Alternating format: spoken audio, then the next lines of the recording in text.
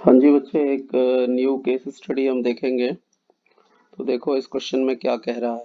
इसमें कह रहा है आपको कि Mayank student of class seventh loves watching and playing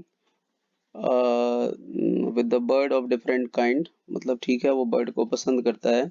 one day he had an idea in his mind to make a bird bath on his garden. ये देखो bird bath है, और ये जो है इसमें पानी वानी रख देंगे और यहाँ पे बर्ड जो है बात करेगा, इसमें नहा लेगा। आपने पार्क में ऐसा कुछ देखा होगा कि कुछ कुछ लगे होते हैं, लोग भी जाके कुछ रखाते हैं, वहाँ पे पानी रहता है, बर्ड उसमें पानी भी पी लेता है, साथ में नहा वहा भी लेता है। His brother, who is studying in class 10th, helped him to choose the material and shape of the bird bath. उसने मदद करा ऐसे बर्ड बाथ बनाने के लिए।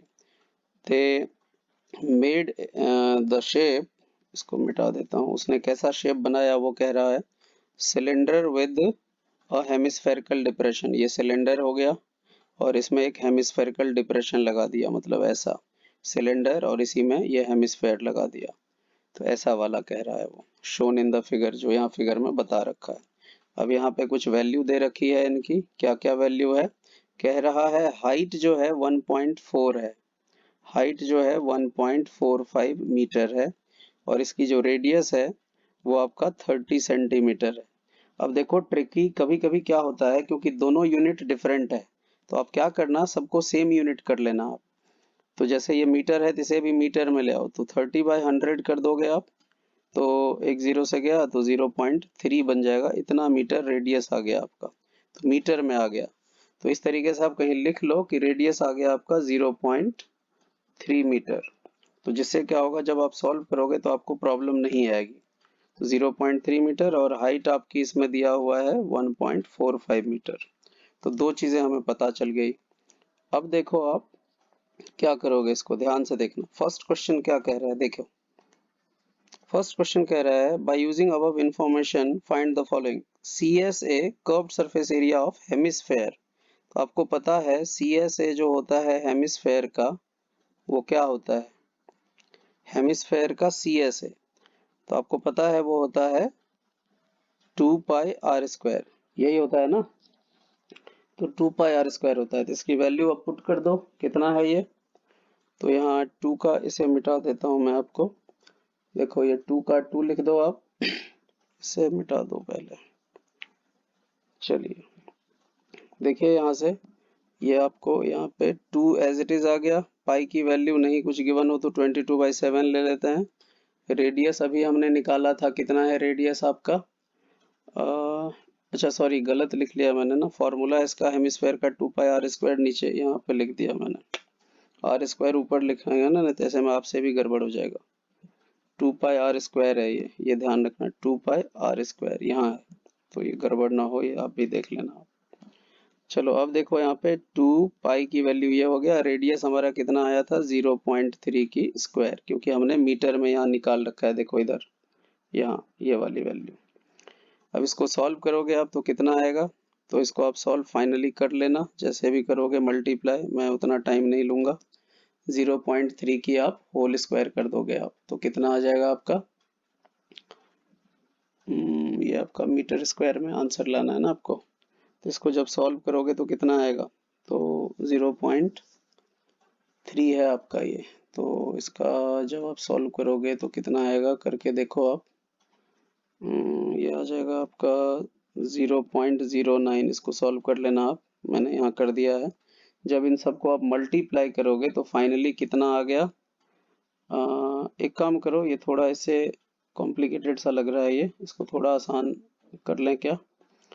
तो एक काम करो, आप इसको जीरो हटा ही देता हूँ जिससे आपको डाउट ना आए, क्योंकि ये कैलकुलेशन थोड़ा सा लेंदी लग रहा है मुझे, तो आपको भी लेंदी लगेगा। आप क्या करो, यहाँ 0.3 है ना, 0.03 ऐसे लिख ही लेते हैं हम, r² है, 2 बार r लिख दिया।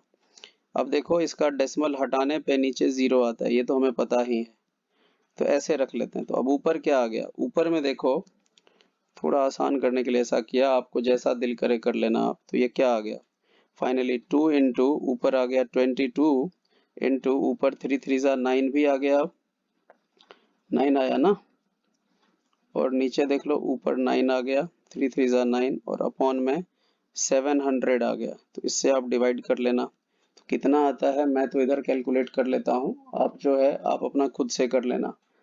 तो ये मल्टीप्लाई करके आपका जो आ रहा है वो आ रहा है टोटल, ये आ रहा है, आपको मैं डायरेक्ट लिख देता हूँ, ऊपर वाले को जो मल्टीप्लाई करोगे तो ये आपको आएगा, एक सेकंड बता देता हूँ, ये आपको आएगा 396, और नीचे मल्टीप्लाई इसको तो डिवाइड करना है बस। तो जब इसको सॉल्व करोगे तो 0.56 आएगा ये। तो यही आपका क्या हो गया, C S A of hemisphere. तो इतना सी एस ए तो मीटर स्क्वायर में लगाओगे, तो देख लो आंसर इसका option D is right answer. तो आप कर लेना। तो ये आपको अंडरस्टैंड हो गया होगा मेरे ख्याल से, कैलकुलेशन पार्ट है तो वो आप खुद भी कर सकते हो। अब मैं इसे मिटा देता हूँ।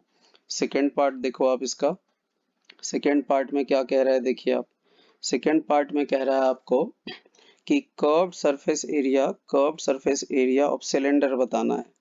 तो आपको पता है C S A of cylinder, C S A of cylinder क्या होता है, इसका फॉर्मूला पता है आपको, तो फॉर्मूला लिखिए, तो ये होता है 2 pi R H, 2 pi R H, value put कर दो, 2 इंटू पाई की वैल्यू 22/7।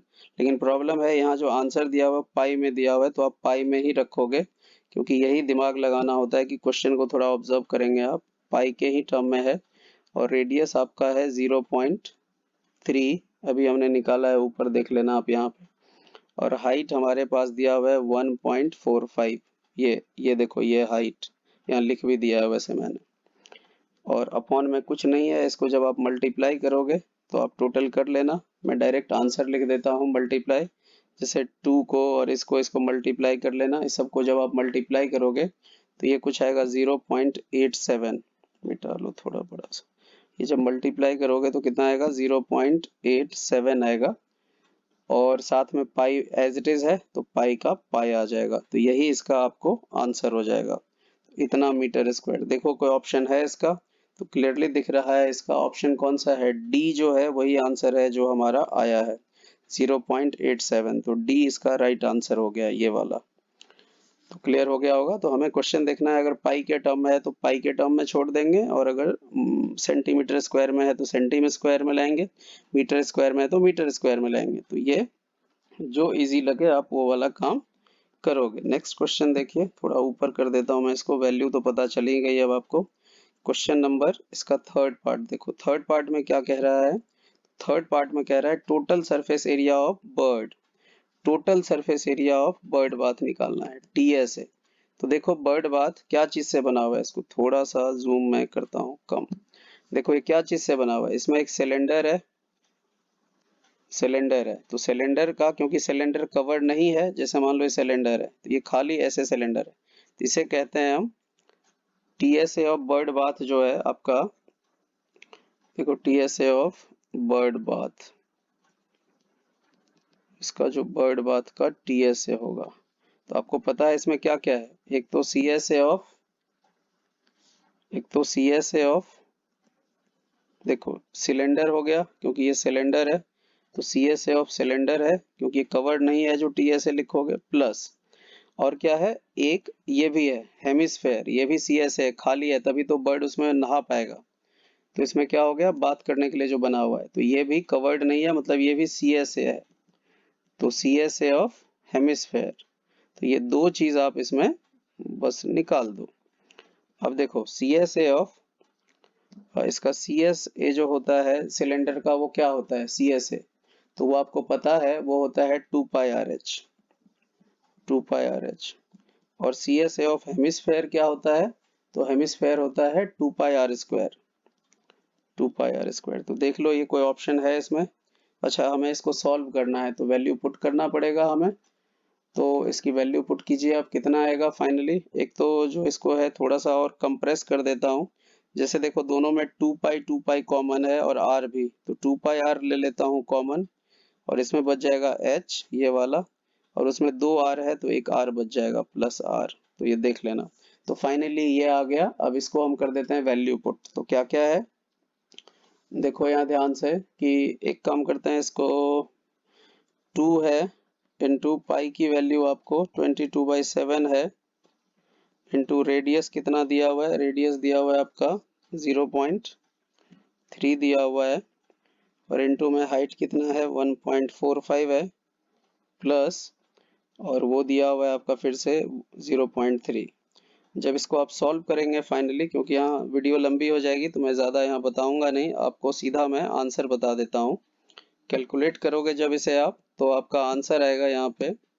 देखो इसको जब हम सॉल्व करेंगे, इस वाले पार्ट को देख लेना, जो जैसे जो कट सकता है उन सबको काट के, तो वो सब करने के बाद इसका फाइनल आंसर जो आएगा वो आपको आएगा 3.3। तो आप कर लेना इसको 3.3 मीटर स्क्वायर, क्योंकि मेन तो कॉन्सेप्ट बता रहा हूँ आपको मैं। अगर आपको कैलकुलेशन में डाउट आए तो आप बताना, उसकी अलग से वीडियो बना दूंगा कि ऐसे कैलकुलेशन हमें इजीली कैसे करा जाए। तो आई होप आपको ये इतना क्लियर हो गया है। तो 3.3 देखिए, इसका ऑप्शन कौन सा आ रहा है, वो आ रहा है आपका बी। तो इसका जो बी है वो राइट आंसर है, बी। तो बी जो है वो राइट आंसर है इसका। तो क्लियर। चलिए नेक्स्ट क्वेश्चन पे आ जाते हैं अब हम। अब इसका नेक्स्ट क्वेश्चन कौन सा है देखिए आप। अब इसमें फोर्थ पार्ट कह रहा है। तो फोर्थ पार्ट में कह क्या रहा है, पहले तो थोड़ा और इसको ऊपर ले चले। देखो देखिए फोर्थ पार्ट में क्या कह रहा है, total surface area of cylinder. तो देखो सिलेंडर तो ऐसा होता है, और इसको पता है कि इसका टीएसए होता क्या है। तो आपको पता है इसका टीएसए निकालने के लिए पहले इसका सीएसए निकालते हैं, और ऊपर में एक बेस एरिया, नीचे में एक बेस एरिया, मतलब बेस एरिया मतलब पाई आर स्क्वायर, एक सर्कल ऊपर कवर करने के लिए एक नीचे, तो plus 2 base area, 2 base area आपको लिखना होता है। तो जब सी एस ए होता है तो ये आपको पता है 2 पाई आर एच होता है, और इसका 2 बेस एरिया मतलब 2 पाई आर स्क्वायर। तो फाइनली क्या आ जाएगा ये, तो देखो इसमें इसी के फॉर्म में ऑप्शन दिया हुआ है, तो देख लो 2 पाई आर एच और प्लस 2 पाई स्क्वायर। देखो ये सी ऑप्शन वही है जो हमने ढूंढा है अभी, सी ऑप्शन। तो ये आपका करेक्ट हो गया, C option is right one.